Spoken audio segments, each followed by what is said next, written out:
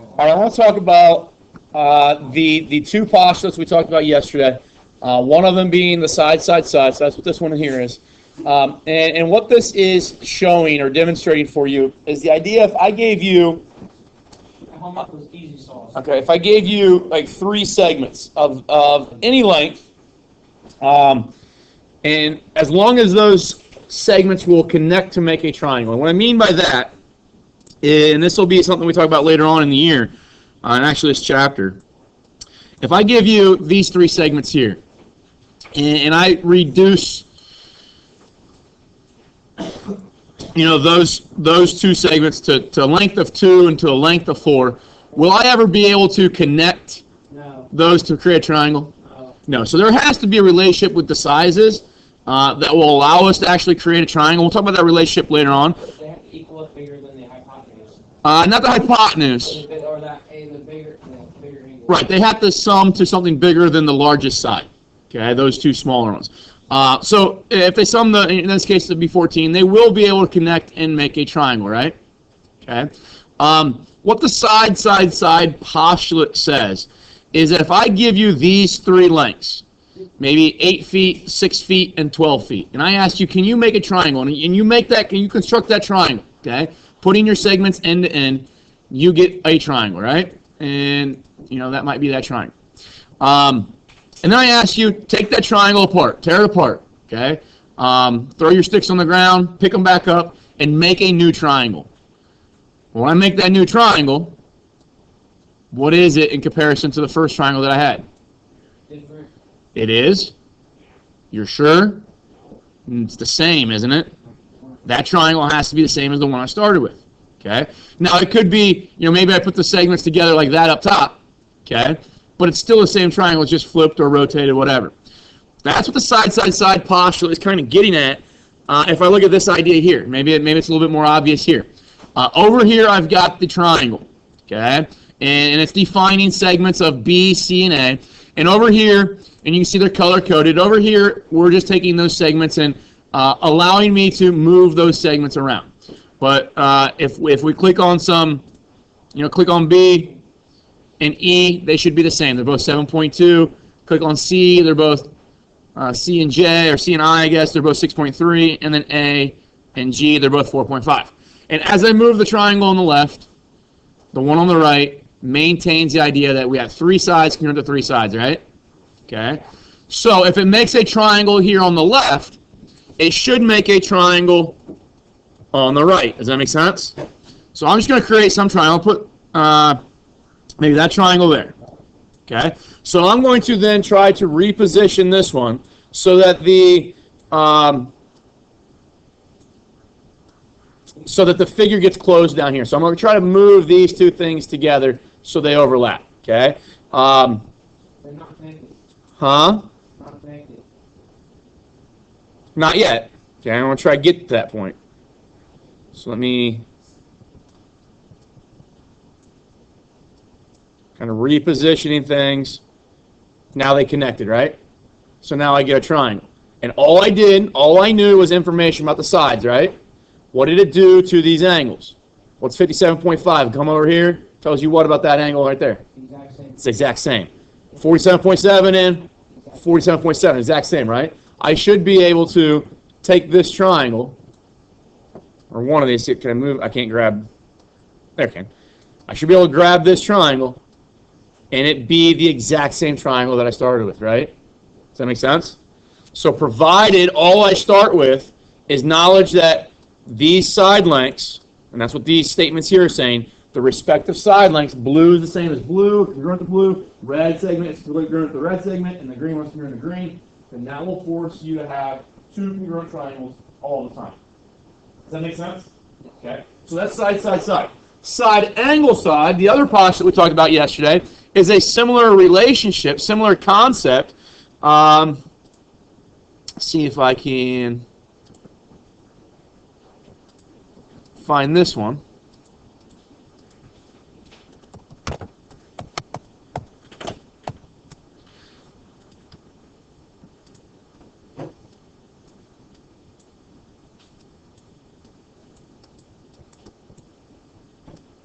Come on.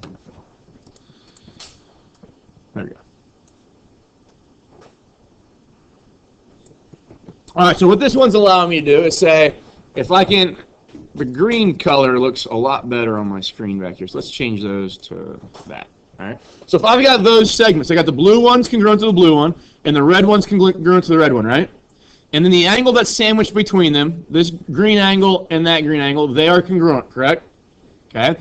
What that basically means to us, if I have that orientation, okay, and I'm able to create a triangle with a side, an angle, and a side, and then come over here and try to create with the same exact side, angle, and side, the angle that or the triangle that I end up getting here should be identical to this triangle here, okay? And kind of proving that, I should be able to take a segment and connect E to F, and that segment there should be congruent, even though I didn't start off knowing this, but that segment should be congruent to the 6.08. Does that make sense? Okay. Other things that we should gain now that those two triangles, if I start with side, angle, side, particular angles, maybe that angle right there, okay, which is between the red segment and the black segment, come over here between the red and the black, D, F, E, should be the same 51.65. Okay, and hopefully you realize in the blue one and the dotted line here and this blue one and the black line here, those two angles are going to be congruent as well. Does that make sense, everyone? Okay, so what happens if I start with side, angle, side? If I know that is a situation occurring between two triangles, those two triangles are going to be 100% of the time congruent. Okay, now what people want to do is say, okay, it ends up being 4 different statements that use SSS and like things like SSS, SAS, ASA, AAS, and they think, well, any collection then of those letters will work, will provide a congruency. That does not happen, okay? And to prove that to you, kind of show you this relationship here, okay? We see here that we have 2 triangles, right? See the darker triangle and the light colored triangle overlapping. Would you agree that if I look at the darker triangle, those 3 angles correspond to the same 3 angles in the big triangle, right? In regards to, you got a 52.77 in both triangles, that's the top angle A. But you also have a 68.2 down there at C in the dark triangle, and down here at the bottom, I know you can't see necessarily the letters that are being used here. Down here at D, you got 68.2. So those 2 angles there, at A, C, B, and A, D, E, those angles are congruent, okay? These 2 angles over here are congruent, right? So collectively, you've got 2 triangles that have all 3 angles corresponding to congruent angles in another triangle, right? Does that make sense? Okay, so you have what we call angle, angle, angle here, okay? But are those 2 triangles congruent? Yeah. They are? No. No, to be congruent doesn't mean the remaining parts, the remaining objects that we haven't talked about need to be congruent too, right? Well, if I talk about, hopefully you can visualize this, but if I ask, what is the distance of that segment right there? That's 5. Ask the distance of this yellow segment down here, it's 7.78. They're not the same, right? Does anybody know what those 2 triangles would be considered though to one another? If they're not congruent, in this situation they are, what's with an S? Symmetric. Close. Similar. Okay? So we'll talk about similarity later on. And it basically, if you guys remember back to like 7th and 8th grade, talk about dilations? Yeah. That's what we're going on here. We had proportions. We had, that second triangle. If I take 5 divided by 7.78, it tells me kind of that dilation factor. Okay? But what I want to prove there to you is that the order of parts, segments, and angles is crucial for us to gain congruency. Okay? Angle, angle, angle does not gain congruency. Side, side, angle does not gain congruency. Okay? The angle has to be positioned between the 2 sides to gain congruency for the triangle. Does that make sense, everyone? All right. So what I want to do is I want you guys to get some paper out, get some notes out. Okay? I don't like the practice of you guys taking notes on proofs over or using your computer, because you miss out a lot because your computer is not as handy to illustrate the picture that we need to make all the connections that we need to. So get some paper out. I want you to give you about 2-3 minutes here to write that given down, write that proof down to a picture. We're going to go through a series of proofs today, and I'll give you some time to write those down as we go through.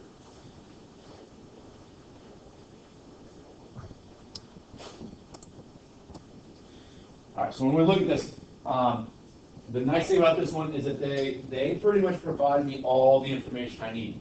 Okay, they explicitly tell us that you have several things congruent here.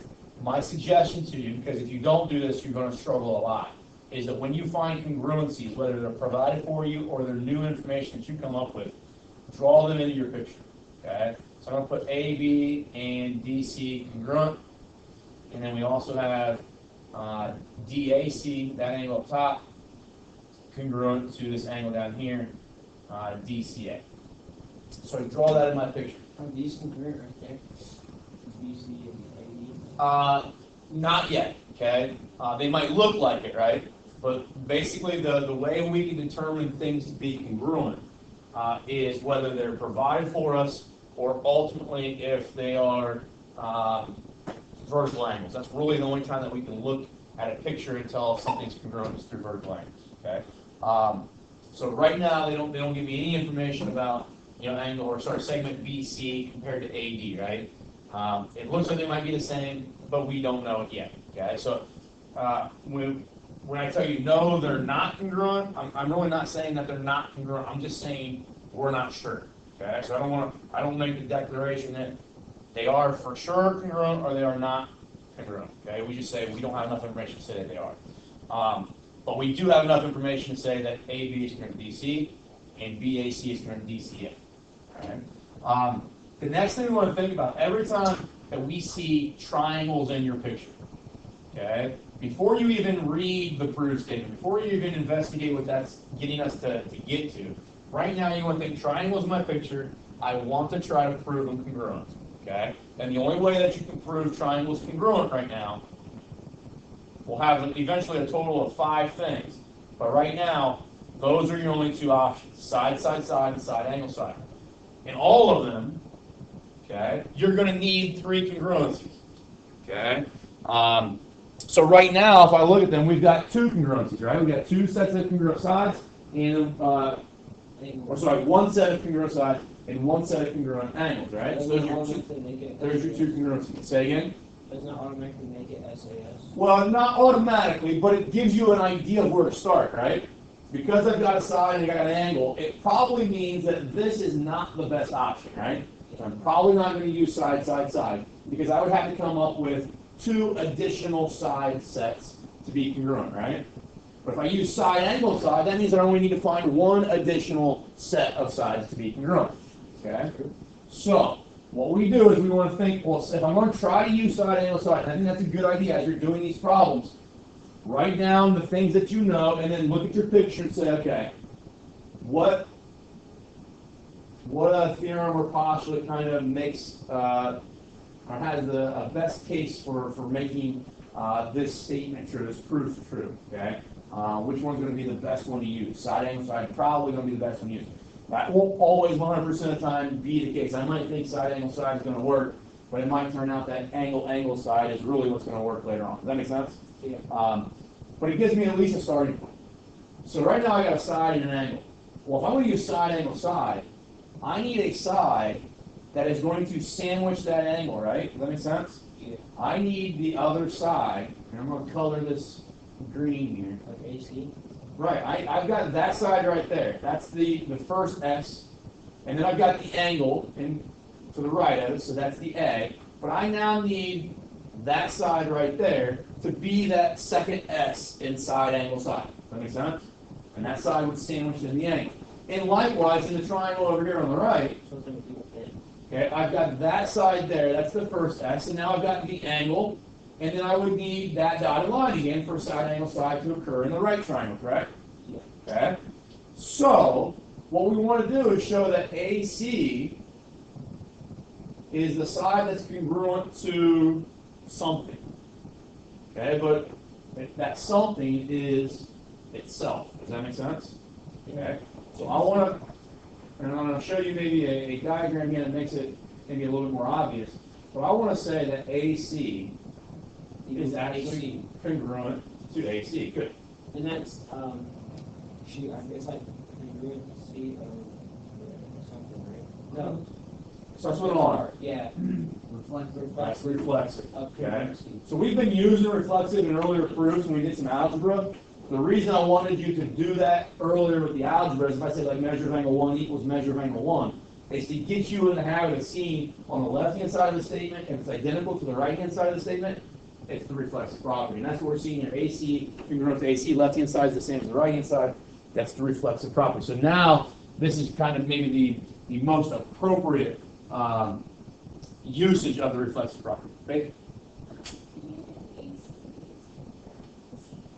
Yes, if you want, yeah, in any order of these letters would be fine. So if you wrote AC congruent to CA, that's fine, because it is the shape that we're looking at and making AC is the same shape as CA. I just always do it, however I wrote the first one, I write the second one. But yeah, that doesn't really matter. So that is the reflexive part. So I want to draw that into my picture. Okay. Now here's what's going on, and I'm going to go to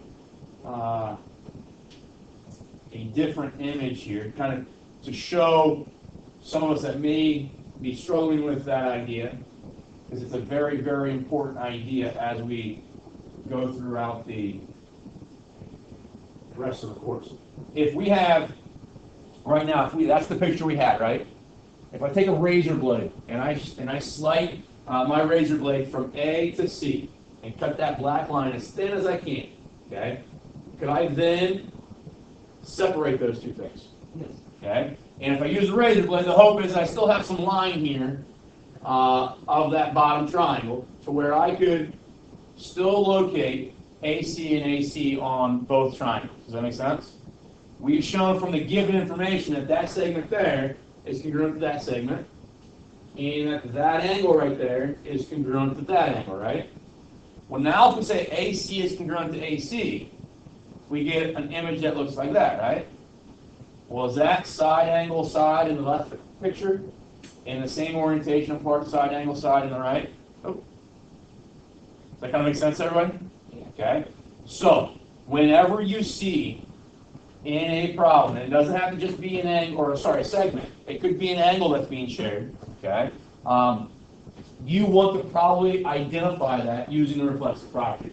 Now, when I say shared, I mean that this segment in its entirety is shared by both triangles, right? Not just half the segment, not just a third of the segment, but the whole thing is shared by both triangles, and that's the reflexive property. Okay. We'll also see that at times with triangles.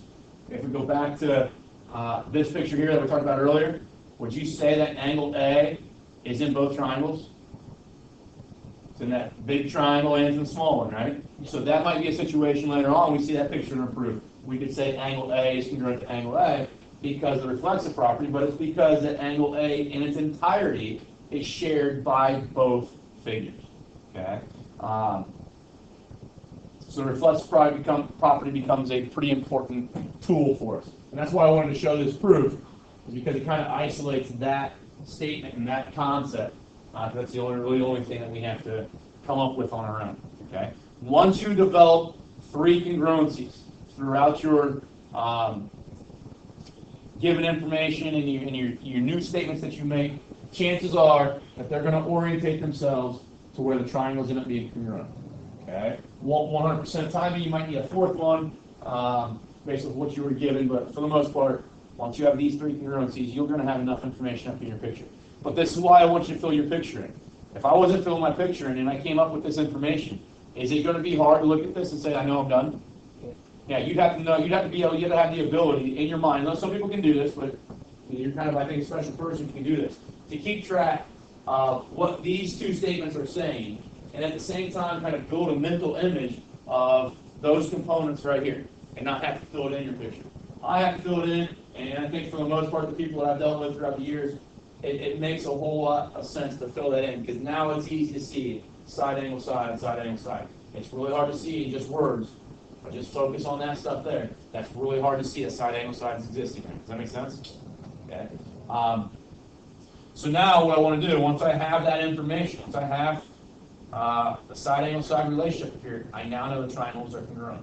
So I say triangle ABC, it's congruent then to triangle CDA. And my reason is side angle side. The orientation of parts that we developed as we work through the proof. Just kind of a pointer for you to remember as you go through all of these proofs.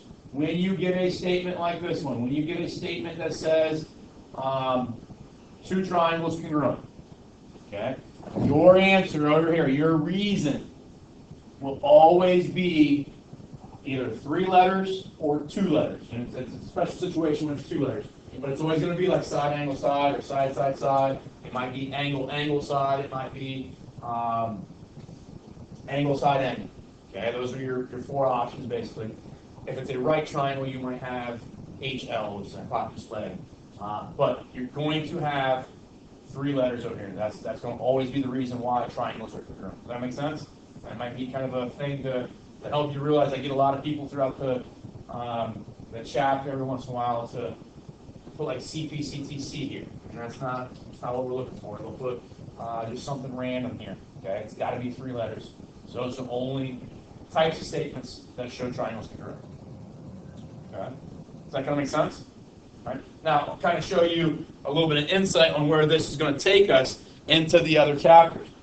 Once I know that, once I know those triangles are congruent, you don't have to write this down. Just kind of follow along. Once I know that those triangles are congruent, what can you tell me about maybe, I'm going to erase this stuff from the picture, but what could you tell me about that angle right there and that angle right there? Okay, so B, so if I look at this, because I'm going to use 3 letters to name this, so B to C to A, right? So start in the middle, go to the next, and come back to the beginning. So BCA is that angle there. That's this angle down here at the bottom. That is congruent to D, A, and then back to C, right? D to A to C gives me that triangle, or so that angle right there, correct? So that, because the triangles are congruent, and because those end up being corresponding parts, those 2 red angles are congruent, right? Yeah. And you told me, Carter, that those were alternate interior angles now, right? So if those are alternate interior angles, what does that tell you? And they're congruent. What does that tell you about that line right there and that line right there? They're not careful. They are congruent because of the triangles, but based off of, oh, that's terrible. Based off of this angle here and that angle being congruent, this is the transversal. What does that tell us about that line and that line? They're parallel. Okay. Then we can make maybe a further statement here and talk about. So I'm not going to go through this with you, but we can figure out that this angle, that line there, and that line there are also parallel by using similar arguments. Does that kind of make sense? So if those are parallel and these are parallel, what kind of shape would that end up being? Parallelogram. It provides a new shape that we can investigate and deal with, but it only provides it because of what we knew about triangles. Does that kind of make sense? Okay. And really, to go through that proof and investigate and learn about parallelograms, we have to go through the exact same proof, but look at that segment instead of the blue one. Okay. And that will then provide that angle there and that angle there and be alternate interior, and we got sides being parallel. But what I want you guys to recognize is that this chapter 4, okay, if chapter 4 did not exist, our textbook would stop at chapter 3. Because after chapter 4, we talk about parallelograms, we talk about trapezoids, we talk about similarity and incongruence and stuff like that. And that all has kind of a foundation with triangles and understanding congruent triangles. Is that okay with everybody? So this is going to be one of the most important things that you take out of this class for the rest of the year is information about triangles. Okay. Let's do this one. Okay. This one's a little bit more difficult, in the fact that they're not asking us anymore to prove the last statement. The proof statement is no longer two triangles congruent. It's now angle A congruent to angle E. Okay? But what we want to do is we want to look at our picture. I don't even care about the proof right now. I'm going to look at my picture and I see triangles there. So I know, and hopefully you learn this as well, chances are, probably 99% of the time, if that happens, I'm probably going to try to prove those triangles congruent. And then once I get to that point in the proof, then I'm going to look back and say, okay, now that I have the triangles congruent, can I lead myself to actually getting what they're asking? Can I get to the angle A being congruent to angle E? And usually that shouldn't take too many steps to do after I show the triangles congruent. Also with this problem, what we see is that in the given, in contrast to the other one, the given here does not give you anything explicit, right? It doesn't give you any congruencies that are really nice, obvious congruencies. Okay? But it does tell me the midpoint. It gives me that vocabulary word, and that's going to be extremely crucial. So I'll give you guys a minute to write this down. All right, so, like I said, in contrast to the last one, we don't have any nice congruencies. I can go to my picture right away and just fill in. So if you go back to the 7 steps that we talked about in the beginning of chapter 2 on how we do proofs, the next thing was to go through your given information and look for keywords. Okay? Look for your vocabulary words, and we see midpoint there, right? So then I have to think, okay, what does it mean by midpoint? I go to the glossary in my textbook, and I say, I look at midpoint, it says, it is a point that does what? It's like in the middle. It's in the middle, and if it's in the middle, what does that tell you about the two parts that are on either side of the middle? Equal. They're equal. Okay, they're the same. So, what a midpoint does is it takes a segment and cuts it into two congruent parts, right? So if my midpoint exists, they're saying this is a midpoint for AE. So I'm going to find AE. Okay? C is then the midpoint for it. So what does that tell me about AC compared to CE? They're congruent. They're congruent. So I want to be explicit and talking about what components of my picture are congruent from that midpoint. So AC is congruent to CE. Once you come up with that, you have to fill that information in your picture. Well, it's also congruent to Okay, so they're saying that BD is also going to have the same midpoint, right? So C is still the midpoint of BD. So maybe I look at BD. Is that number 3 then? You could do it, and I'm going to do it all underneath number 2. If I look at BD, C is still the midpoint of that. So now that distance there and that distance there have to be the same, right?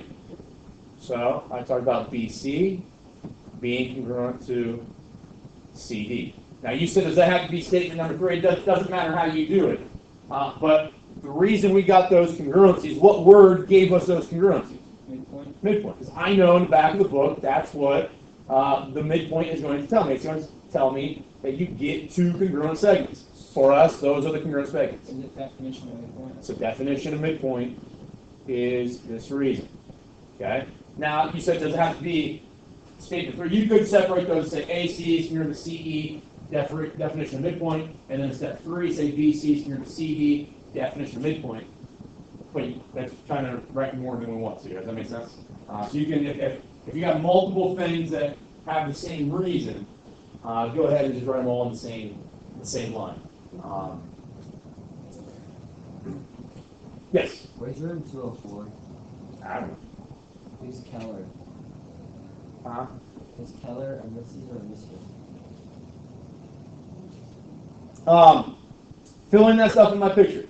We're getting pretty close. We have two congruencies. And right now, in our tool belt, we've got side, side, side, or side, angle, side. Okay? Now, trying to force one of those relationships for this picture, we have two sides, right? And both those postulates use two sides. So now we got to think about, okay, what is going to be the easiest thing to do here? Okay? And to show segments congruent to one another is very hard.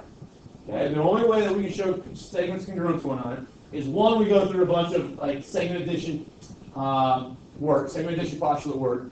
And that's not going to happen. That can't happen here with A, B, and D, E. They're not on the same segment. They're not collinear points. Another way to do it is to show that, to show segments congruent is that they actually 100% overlap in the two figures like we did in the last one. In the last proof, we had AC overlapping both triangles. And the other one is just to use the idea of midpoint. Okay, well, A, B, and D, E don't share any points, so they can't have a common midpoint or anything like that. So showing a third segment congruent, it's not going to be really useful here. Does that make sense? So it's an angle that we want to show congruent. Carter, you got an answer? I was just gonna ask, since those two marks aren't C, aren't those the same on each side? What do you mean? Like, when you were doing angles the other day, you said, two marks on that line and one mark on that side, and then the angles are the same because they have the same amount of marks. Well, the angles aren't, the amount of marks on the lines don't tell me anything about the angles. That was just how we named things. That's how I knew, if I wanted to talk about this angle here. Well, don't they have to do the same anyways because they're not adjacent, but vertical? They're vertical. That's what we're trying to get at here. We want, from our picture, we look at our vocabulary, exhausted all the congruencies from our vocabulary, then we will look at our picture and say, is there any hidden information in our picture? Okay? And the hidden information in our picture is that we got vertical angles there. And what do you know about vertical angles? They're congruent. Okay. So here's where people run into an issue. They know they're vertical, they know they're congruent, but they say angle C is congruent to angle C. And that is incorrect. No. Okay?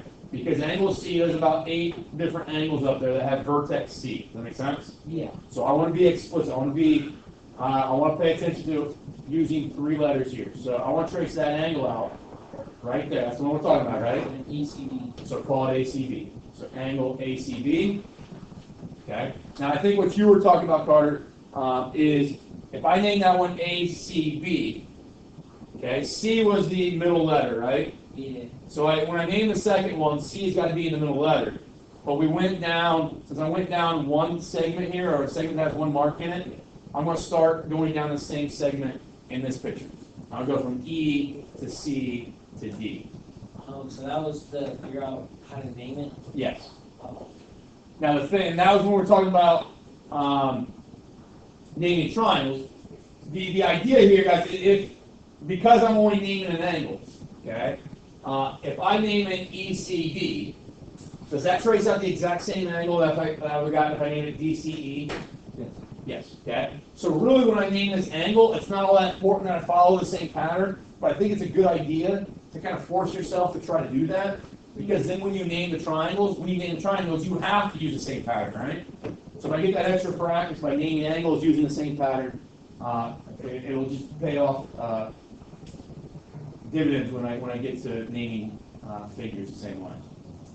All right. So now, looking at my picture, after I filled everything in my picture, it's the reason we need to fill in things into our picture. Look at it. Do you have 3 congruencies in the triangle on the left? Yes, that's yes. And 3 congruencies on the right. So you got SAS. So I'm going to say triangle ACB is congruent to triangle ECD. And like Carter said, that's because of SAS. Okay? Now here's another reason why I like to, when I name the angles, to follow a pattern when I name the angles. If I followed a pattern naming that angle there, and then got the same angle or same pattern, follow the same pattern, use the correct name for that angle, then when I name the triangles, I can use the same pattern. Does that make sense? I've already done all the work. Okay. So I look at ACB, triangle ACB, starts at A, goes down 1 hash mark line to my angle C. Okay, that is the congruent angle, and then it goes down 2 lines, right? Okay. So then if I go ECD, to follow the same pattern. Down a line with 1 mark in it, hit C, and follow down a line that has 2 marks in it. So it does correctly name that second triangle for me. Okay? So we named 2 triangles. We've proven that those 2 triangles are congruent. And when you have triangles in your picture, that's what you want to think about. That's the task. But once we get that, we want to make sure, does that match up with what we wanted to prove? Yeah. It does. This line here, line 4, says exactly what we wanted to prove. No, Not exactly. It has what we're saying in it. Okay. The way they're written out. Good. So they have to be done. They have to be identical. They have to match 100%. Does that make sense? But what you're saying is, we've got enough information to go one step further, right? Yeah. So you're saying because they're congruent triangles, and because that's the first letter and that's the first letter, right? They're matching parts. Okay? They're matching parts. All this stuff out of the way. What's going on? There we go. They're matching parts, so I can say that angle A is congruent to angle E. And that's exactly what we wanted to prove. Okay, so we're done. We're going to come up with this reason. Okay? And remember what the reason is? Want to take a stab at it? What's the start with? C? Congruency. No? Corresponding. Okay. That's the first word of the phrase. Oh, CTCPC. Okay. C, P, C, T, C. Oh, I got the P. And think about this. Corresponding, because A and E are matching, right? That's what corresponding means to us. Is angle A and angle E are those parts of the triangles. Yes. So you have corresponding parts. The triangles were congruent, right? So corresponding parts of congruent triangles, what's the relationship that we're making about those corresponding parts? They're congruent. So corresponding parts of congruent triangles are congruent. Okay, here's something to commit to memory. When you prove triangles congruent, like we did in step 4, if you need to go further, your next step, 99.99999% of the time, is going to be a CPCTC statement. Okay? We're going to gain more information. All right? Kind of show you where this is going to lead to. Right now, I'm going to erase everything, but right now, we know these two triangles are congruent, right? Yeah, now we know. Okay? Well, if we would go back to the CPCT thing, and we said angle A was congruent to angle E, right? Alternate interior. Okay, and they become alternate interior angles for that line, Parallel. and that transversal. So eventually, we can make the argument that AB is parallel to DE. Is that doable? Cody was Okay. doing